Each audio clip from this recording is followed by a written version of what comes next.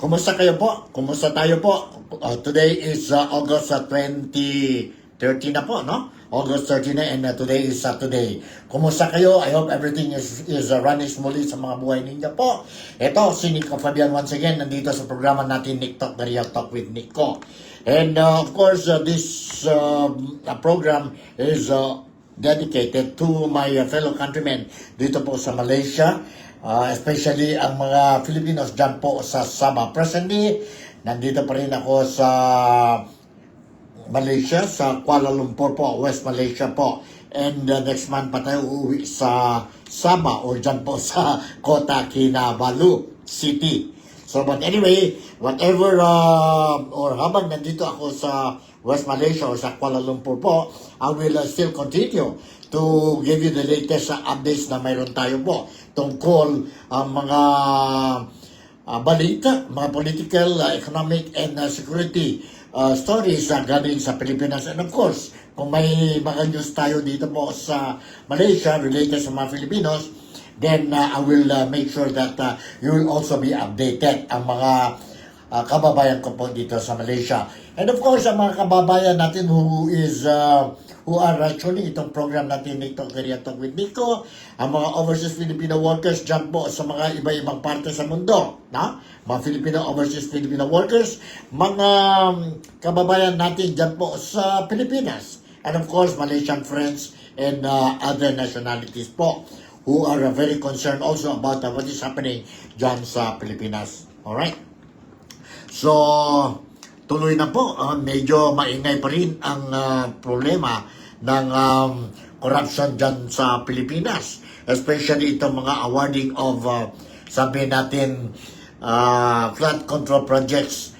Kahapon, umulan sa heavy downpour sa Manila.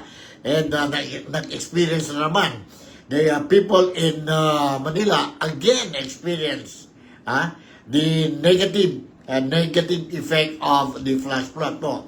Ibig sabihin, some areas in the Philippines, especially in Manila, like Quezon City and other nearby areas po, other cities dyan sa Manila, reportedly submerged again. Dahil po of our problem, itong flash control programs na supposed to be a majority of them already completed, and if completed po, this could have prevented damages sa mga properties natin po during flash flood, and of course reduce the number of fatalities.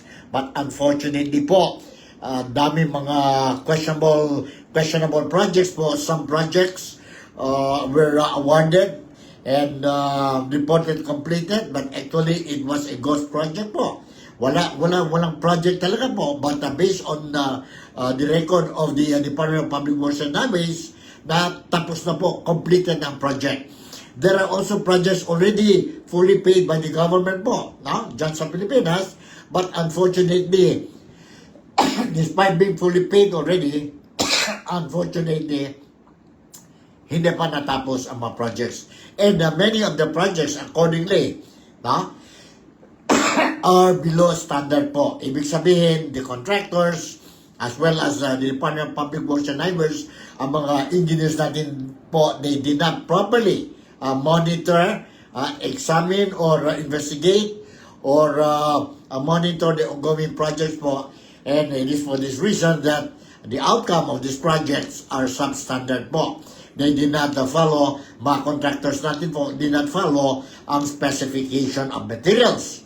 And it was also made to understand, and ngayon, controversial issue pa hanggang ngayon po, itong issue na some lawmakers natin, congressmen po, are indirectly or directly involved in the awarding of these flood control projects dyan po sa Pilipinas.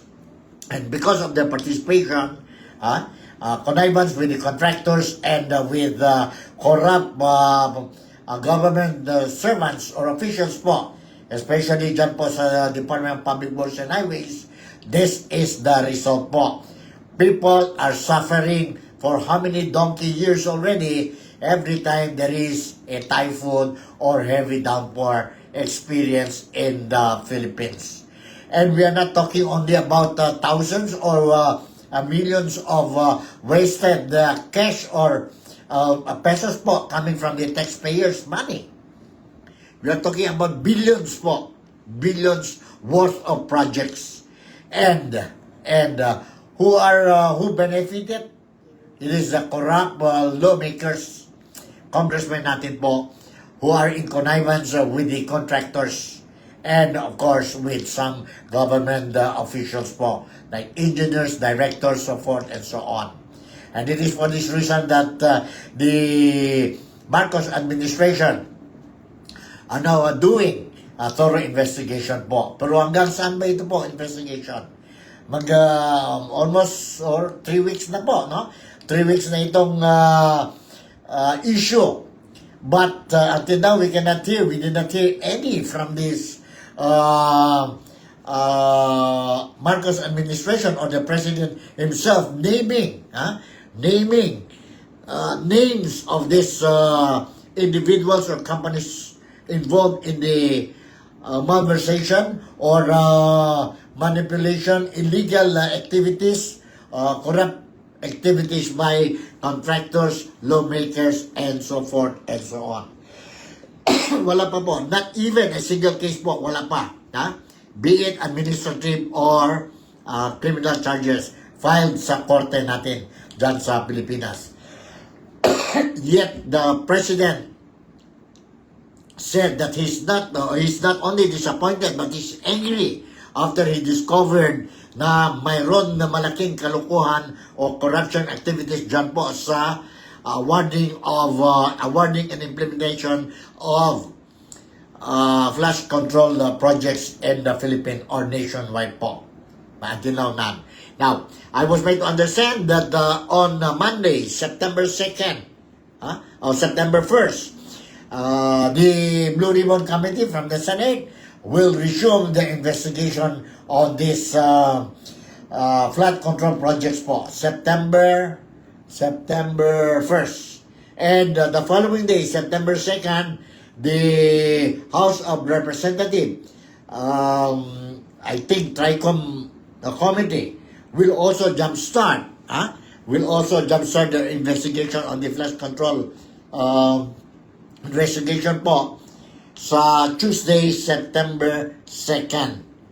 Dami na po, no? Mayroon tayo investigation from the House of Representatives, investigation from the Senate, investigation from the COA, investigation from the President, and from the Office of the President, investigation from the Department of Public Works and Highways po. But, I don't know, anong ang resulta nito po? What if all these investigations po, the result of these investigations resulted to different kinds of results or findings po? Ano kaya po? What will happen? I'm sorry. What will happen po? So, tingnan natin po. Some people are saying that there must be an independent body to conduct this investigation. On the other side, on the other hand po, the Committee on the Blue Ribbon or the Blue Ribbon Committee po, dyan po sa Senado. Dyan po sa Senado. They're saying, bakit ganon? Don't you trust the Blue Ribbon Committee, which is a very, very sensitive and well-respected committee po sa Senado? So sabi ni Chairman Senator Rodante Marcoleta, don't doubt, because he will be doing his level best to make sure that the investigation will be fair enough for everybody, and those who will be found guilty po, they will be dealt accordingly sa law natin po. He will not sacrifice po ang reputation niya, ang reputation ng Senado po when conducting this investigation. But the only question there is that medyo may problema tayo sa House of Representatives, sa Kamara po, because if they are going to conduct this investigation po, now, some of the members, some of the congressmen, some of the congressmen are involved in the anomalies. And that is the problem po. There will be a big question mark po on whether it will be biased or what. And you cannot blame the public. You cannot blame other politicians if they have some doubts now, because members of the Congress, some members of the Congress, hindi naman lahat po, but some members of the Congress are involved in these anomalies. Congressmen becoming congressmen and contractors. In other words, they are in cahoots. They directly or indirectly, they are part of the company awarded to do this flood control projects po. And by the millions po. Yon ang problema. But anyway, okay, tuloy natin po. First thing and foremost, I would like to update kagaya sa sa title natin ng programa ngayon. Updates muna tayo po kay Tatay Digong, who is now the detention center of the International Criminal Court. And yesterday, August 29, si acting mayor of Davao City, Baste Duterte, also visited his father, and after the visitation, there was a brief, short interviews dyan po sa mga Filipino communities outside the, sabihin natin, detention center. So, let me share with you po itong clippings, video clip that I have prepared para sa inyong lahat po. So, at least you will have an idea. You will have an idea kumusta si Tatay Digong dyan po sa detention center of the International Criminal Court dyan sa The Hague in the Netherlands. Nandito po. Please listen to this. Hold on, Please listen to this. Nandito si acting mayor of Davao, acting mayor Sebastian Baste Duterte. Please listen to this. Pagbisita ko ngayon sa UPR, ganun pa rin. Masaya na malungkot. Kasi nakikita ko pero hindi ko makasama pa uwi. So, mixed emotions. Ganun, parang same as usual. Pero kung ano lang naman din talaga, iisipin natin paano sa kinuha lahat kung sinunod pa yung legal na proseso pagkakalagay niya dyan sa ICC. Pwede ka naman maging optimistic. Ang problema, tingin ko talaga nitong ICC is a political tool. It's not really an institution. Ewan ko lang. Kasi in the first place, hindi talaga natin nabubuksan yung mga pinto na dyan sa detention center nila. Anomalous yung pagkakakuha ng tao at pagpasok dyan. May mga irregularities. So yeah, masaya naman lang po. Alright, yun po sabi ni acting Davao Mayor, ang youngest son of Tatay Digong. Sabi niya, when asked kumusta ang niya, how he feel when he visited his father, sabi niya po, mixed reaction. Ibig sabihin, sabi niya, masaya siya because he managed to talk to his father, spend time with his father inside the detention center, but malungkot din siya po dahil when he left the detention center, hindi nakasama sa kanya ang tatay niya. Ang tatay niya po. So, it is a mixed reaction. Mixed reaction ang feelings ni Baste, acting Mayor of Davao City, Baste Duterte. lungkot at saka masaya. Masaya dahil nakausap, nakita niya, he managed to spend time with his father, talk, brief him, ask how he's feeling, no, kumusta ang salud niya, and maybe give some information about what is happening in the Philippines, and maybe he managed to get some advices also from his own father, no? As a father, no? Gave him some advices on what to do next. So, malungkot dahil when he left the center, detention center po, hindi nakasama sa kanya ang tatay niya, si Tatay Digong. So, yun po, mixed reaction. But anyway, tuloy pa rin tayo po sa sabi natin na interview ni Baste dyan po sa after visiting sa detention center. Nandito po, let me share you another video clip of Baste Duterte. Nandito po. Please welcome again Vice Mayor or Acting Mayor of Davao City, Baste Duterte. Hold on, ha? Hold on po. Alright.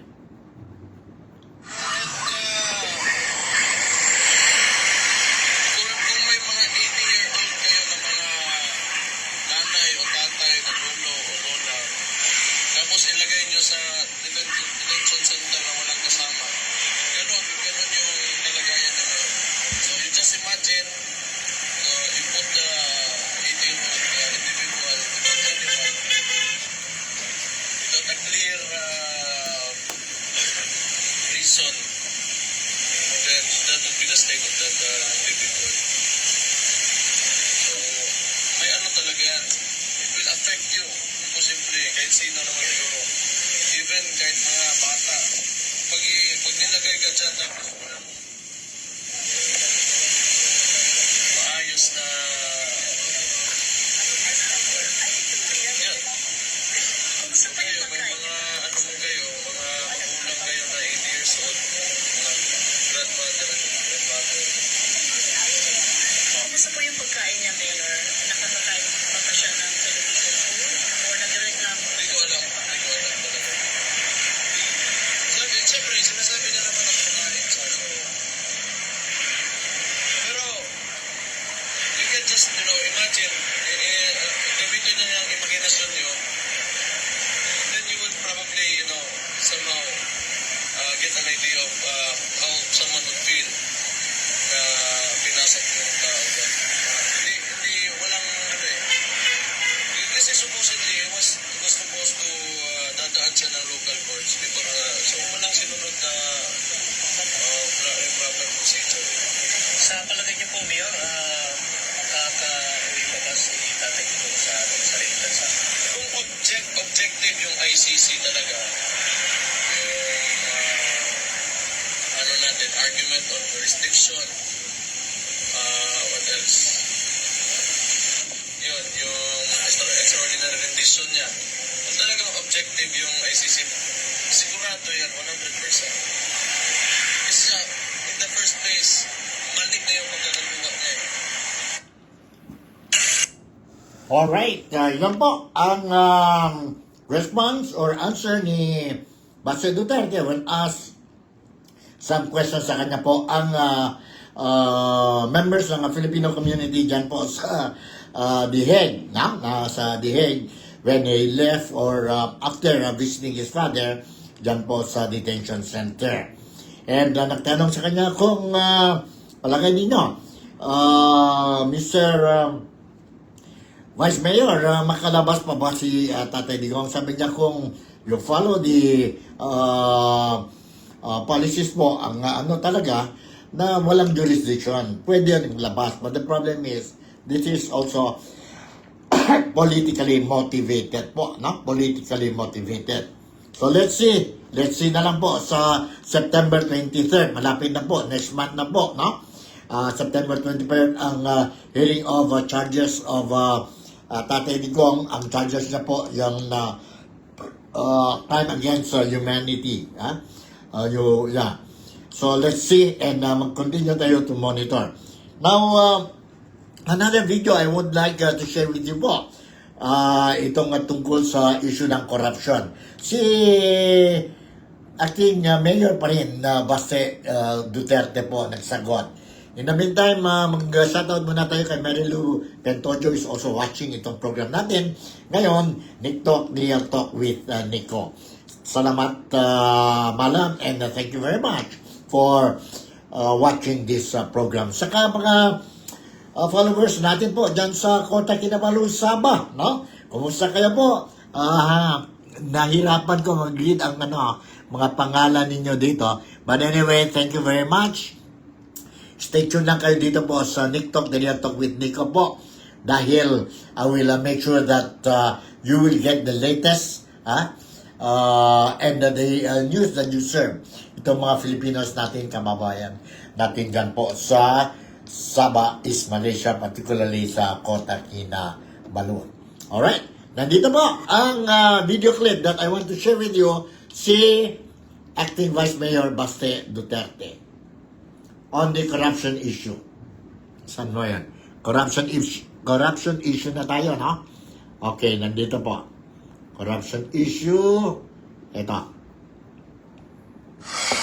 Lumalabas na kasi mas mulat na yung tao.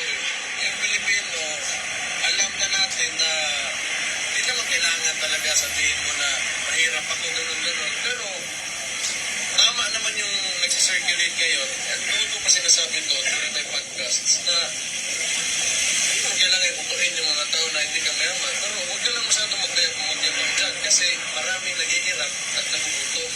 At saka hindi ka nagiging magandang ehemplo sa mga tao na gusto rin pumasok sa politika, sa mga bata, at sa mga tao na nasa palibot nyo. Pag ganun yung pinapakita nyo. Diba? Everyone will become greedy. So pag simple ka lang, pero sige, mayaman yung tago mo lang kasi nandyan ka sa publiko. You have to be a good example to society. So yun lang yung tingin ko dyan. Mabuti yan, nagtuturoan na sila ngayon. Kasi kadalasan mga congressman, mga oligarko din yan. So mga congressman, sa mga lugar nila, yan yung mga malalaking lupain, monopolize yung mga negosyo, mga mall, mga grocery, sila may nagyana talaga. So, kaya nagtuturoan na yan ngayon. Alright, yun po, narinig natin po si Vice Mayor ng Davao, Baste Duterte. Okay, mayroon tayong iba pang video clip dito po also regarding sa mga Dutertes po, no? And this is the fight, atake left and right po between the House of Representatives and the Office of the Vice President po. And sino po ang Speaker ng House of Representatives? Sino ba yan? Si Princess Attorney Abante, no? Yung babae po. And of course, she responded or commented on the earlier statement of Inday Sara Duterte po, no? And nandito po ang video clip that I want to share with you po. And kayo na bahala, Kayo na bahala po to judge, to comment, anong observation ninyo po. What I'm going to do now is just to share with you ang video clip na I managed to get it po sa social media dyan po sa Pilipinas. And nandito na po. Let's watch and listen to this. Sandali itong report na ito. You hold on. Anong view natin dito is 251. Nandito po ang report. Ng mga aligasyon laban sa mga kongresista. Ito ang hamon ni House Spokesperson Attorney Princess Abante sa mga nagsasabing sangkot ang ilang miyembro ng Kamara sa mga anomalya sa likod ng flood control projects. Paliwanag ni Abante, tinatanggap naman daw ng Kamara ang mga kritisismo, pero sana raw ay hindi ito blanket accusations. If merong may sala, pangalanan at magbigay ng preba, pero huwag buong institusyon kasi hindi buong institusyon dapat ang madadamay sa pagkakamali ng isang tao. Ganito rin ang naging sagot niya kay Vice President Sara Duterte na nagsabing pinaghati-hatian daw ng Kamara ang bahagi ng pondo ng Department of Education. Pangalanan, hindi naman pwedeng mag-akusa lang, especially she was former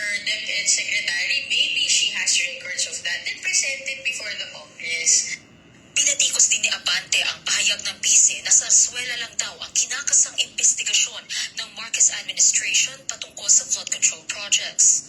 Hindi naman ginagawang biro ng House of Representatives ang kanilang tungkulin. Huwag gawing biro ng iba yung trabaho ng House. Dahil seryoso ang House na tugunan ng kanilang tungkulin sa mamamayan. Anya, patunay rin daw ang impeachment complaint laban kay VP Sara mismo at ang mga investigasyon ng House Quad, Quinta at Tri-Committee na hindi sarswela ang pagganap ng Kamara sa kanilang tungkulin.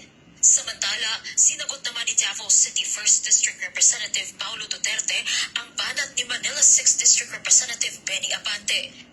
Pinasusuri kasi ni Abante kay Acting Davao City Mayor Baste Duterte ang infrastructure funding ng lungsod, lalo na sa mga distritong hawak ni Paulo. Kung nais daw malaman ni Abante ang exact figures, ay maaari raw itong ibigay sa kanya ng DPWH District and Regional Offices sa Davao. Git din ni Paulo, walang ghost or non-existent flood control projects sa kanyang distrito at kung bumahaman daw sa Davao City, ay mabilis lang daw itong humupa, di tulad sa ibang lugar. Naunang sinabi ni Baste na PR stunt lang daw ang pag-iimbestiga ng anomalous flood control projects sa bansa. Kung talagang PR stunt to, patanayan niya. Kung talagang PR stunt to, or may katotohanan na sinasabi. Ang tugon naman ni Pulong, huwag na raw idamay ang kanyang kapatid sa issue. Dahil transparent naman daw sila sa kanilang mga proyekto at accessible din daw ang kanilang records. Nananatiling mainit ang usapin patungkol sa maanumalyang flood control projects sa bansa. Kaya para sa Kamara, panahon na para panagutin ang mga utak at tao sa likod nito. Para sa agenda. Alright, yan po ang latest natin po tungkol Abante and Duterte conflict, atake po, no? Left and right na ang atake ang mga Duterte at saka Abante po. Nakumpisa ang tatay kay Pulong, kay Congressman Pulong the other day. Ngayon, of course, ang anak ni Congressman Abante, ang spokesperson ng House of Representatives, banat din siya kay Inday Sara Duterte. And of course, kailan ito matapos, hindi natin alam. Kung sino ang tama, kayo nang bahala. Kayo nang bahala. But so far, the way how I look at it, no? Sara Duterte is just doing fine. Although she's not in the country for the past few days dito po, no? Dahil she is in The Hague.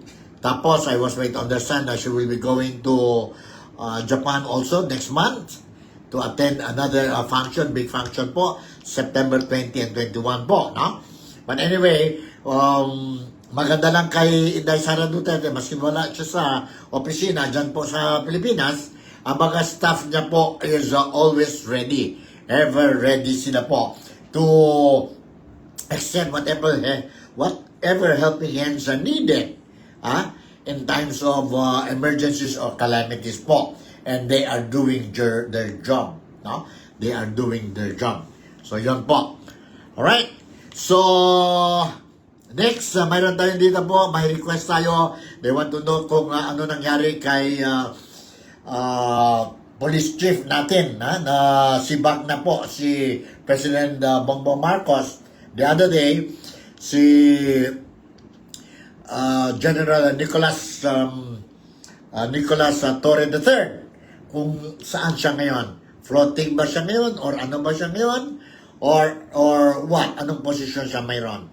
Some rumors are saying ang presidente has prepared a position for him, but hanggang ngayon, wala pa tayong any news, official news regarding kung ano ang appointment, bagong appointment ni General Nicolas Torre III. But anyway, nandito po, I want to share with you isang news article from DZMM regarding ang updates ni General Torre po, ni General Torre. And let's listen to this po. Hold on, Hold on. Medyo Hold on. Christian, sinabi ni PNP Public Information Office Chief Police Brigadier General Randolph Juanio na ilalagay si General Torre o Nicolas Torre III sa PIHAW o Personal Holding and Accounting Unit matapos ang kanyang halos isang buwang leave. Ang PIHAW ay nasa ilalim ng Directorate of War Personnel and Records Management at dito ay tinatalaga ang mga personnel o opisyal na wala pang designation at naghahanap pa ng pwesto. Pagbibigyan din po ng duty kung mapapansin ninyo, halimbawa yung mga nakaraang panahon po, pagka yun may mga parades po tayo, sila may mga nagiging elements, sila may mga nagiging group commander o battalion commander sa mga parades. At sila po ay nag-duty rin po, kung ito ay lieutenant colonel, sila po ay nag-duty rin sa PCC ng mga command duty officer, SWD. May mga duty rin din po yan, may mga functions na sila. Samantala, kasunod ng Isanabal Command Conference na Lieutenant General Jose Melencio Nartates Jr. bilang bagong acting chief ng PNP, sinabi ni Brigadier General Tuanio na wala pa na pag-uusapan sa ngayon patungkol sa posibleng balansahan sa hanay ng pambansang pulisya. Pero, kinakabilihan niya ni Nartates ang lahat ng opisyal na pag-isipan muna ang kanilang bawat desisyon at isaalang-alang kung ito ba ay makakatulong sa organisasyon. Yan! Alright po, yun ang latest news. Meron tayo po tungkol sa appointments ni General Torre po, no? Ni General Torre. So far po, wala pa, floating pa siya. In other words, wala pa siyang appointments and still waiting. Waiting any news coming from the President himself, no? President himself po. Now, let's see kung mayroon ba tayo dito. Okay, saan tayo pwede makuha ng latest updates natin po? Saan ba ang latest updates natin tungkol sa tungkol dyan po sa Department of Public Works and Highways po. Nandito po, mayroon tayong latest news dito po, and I just want to share it with you. Because I believe na importante din ito po, no? I think kailangan din kayo, you have to know about what is happening po dyan po sa Department Public Works and Highways. Okay, nandito po ang balita. Let me read you this news. The House of Representatives has invited the Department of Public Works and Highways and the 15 contractors mentioned by President Ferdinand Bongbong Marcos Jr., who secured 20% of the nearly 10,000 flood control projects since 2022 to its hearing on Tuesday, according to Bicol Saro Party List Terry Ridon. Alright, sa ano pala sa Tuesday ito po ang ano nila. In an interview on DZMM, Ridon said they also invited SYMS Construction Trading, the firm involved in an alleged ghost flood projects in Baliwag, Bulacan. On Tuesday, the House will begin its probe into the flood control projects. Aside from DPWH, who else has been invited? The 15 contractors involved that the President has identified are invited. Sabi ni Bunaan. They will explain the accreditation for sale in GPBB for the procurement board can tackle the process of procurement with BIR and COA. Yun po. So, let us wait po sa Tuesday, and I'll promise you po, on Tuesday, I will make sure that ako mismo po will monitor ang sabihin natin ang probe or investigation po, and immediately I will make sure that whatever the outcome or results sa investigation po, I'll make sure that you will be properly informed. Itong mga followers natin dito sa Nick Talk, The Real Talk with Nico. And I was also made to understand that on Monday, September 1st po, tuloy din ang investigation ng Blue Ribbon Committee ng Senado po tungkol sa flood control projects po, and it is being headed by Senator Rodante Marcoleta. Diyan po sa Blue Ribbon Committee. Sa ano ito po? Sa House of Representatives, ang TRICOM, I think, is headed by Representative Terry Ridon. No? Ridon po. But don't worry, I will make sure that you will be updated when it comes to itong mga importante news po. So, ingat lang tayo dahil may a heavy downpour po experiencing in the Philippines po, no? And dito din sa Malaysia, even in Sabah, we are experiencing also heavy downpour and a strong wind. So, let's take all the necessary precautionary measures po, be it in the Philippines or dito po sa Malaysia or dyan po sa Sabah, East Malaysia, particularly sa Kota Kinabalu. So, with this, siguro hanggang dito na lang muna ang programa natin for today. Today is Saturday, August 30, and tomorrow, the Malaysian people, the entire Malaysian nation, will be celebrating its Independence Day. So, there will be a big celebration po tomorrow dito sa Malaysia, and the main event or the main grand celebration will be held at the Putrajaya. Dito po sa Kuala Lumpur. Putrajaya po. Sa Putrajaya where the office of the Prime Minister. So, everybody since yesterday hanggang ngayon po, nakita natin ang area ng Putrajaya po. The traffic is building up already because tomorrow there will be a grand parade dyan po sa Putrajaya to be attended by our top politicians po, government servants, elected politicians natin dito po. Ang Prime Minister, ang King ng Malaysia will also be attending po. All the chief ministers, all sultan ng mga states dito sa Malaysia po, they will be attending sa grand celebration tomorrow. So, for those who wants to witness the grand parade tomorrow po, siguro as early as now, buti pa dahan-dahan na, no? Punta na kayo dyan po sa Putrajaya. And then, wait until tomorrow because I was made to understand there will be a lot of people in Putrajaya will be overnight dyan po sa Putrajaya tonight po and wait for the parade tomorrow. And I think they were going to start at 7 o'clock in the morning and it will last for 2 hours po. 2 hours po. So, sige, I will make sure also that I will feed you with the whatever information I can get tomorrow during the celebration.